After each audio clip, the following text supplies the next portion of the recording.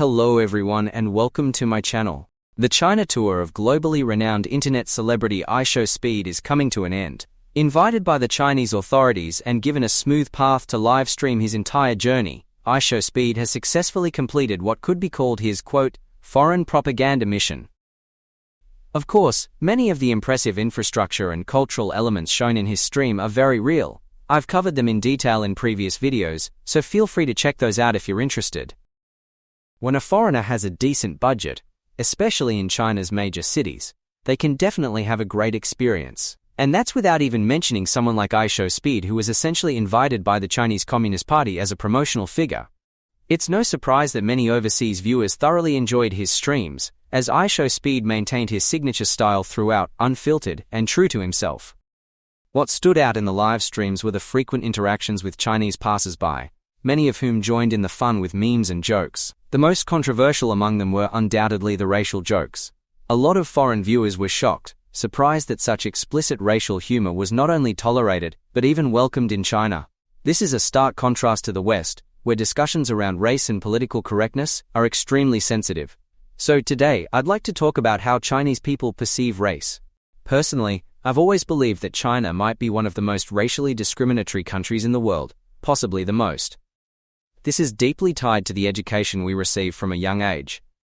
We're taught that Chinese people are hardworking, kind, self-reliant, resilient, and capable of creating a good life through diligence. In contrast, white people are often portrayed as having only risen to power after the Industrial Revolution, leveraging technological advantages and benefiting from centuries of colonialism and global exploitation. Essentially, success without moral justification.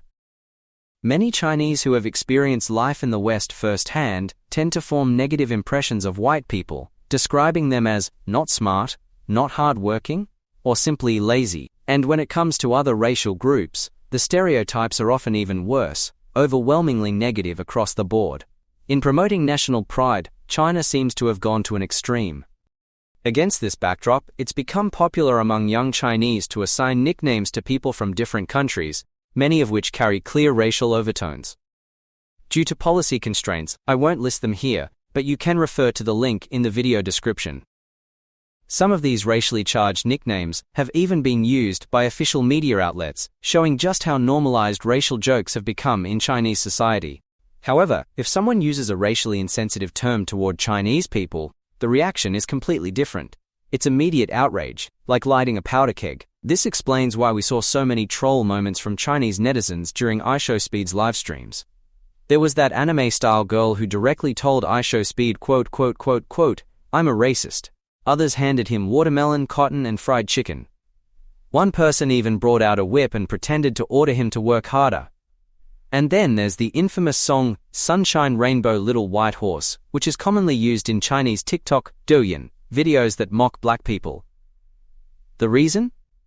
Several parts of the lyrics sound similar to the N-word, which often shocks foreigners who don't understand Chinese. There are also content creators on Douyin who focus on challenging racism abroad. They connect with random foreigners online, and, if they encounter any racial discrimination, they retaliate even harder, for example, performing Nazi salutes to Israelis or showing atomic bomb imagery to Japanese users. These videos often go viral, with many Chinese commenters applauding and saying, well done. In my opinion, this reflects a deeply rooted mindset. Since Chinese people are often discriminated against overseas, then we're fully justified in turning around and discriminating against other races. The idea is simple: fight magic with magic. Thanks for watching. Don't forget to like, comment, and share. See you in the next episode.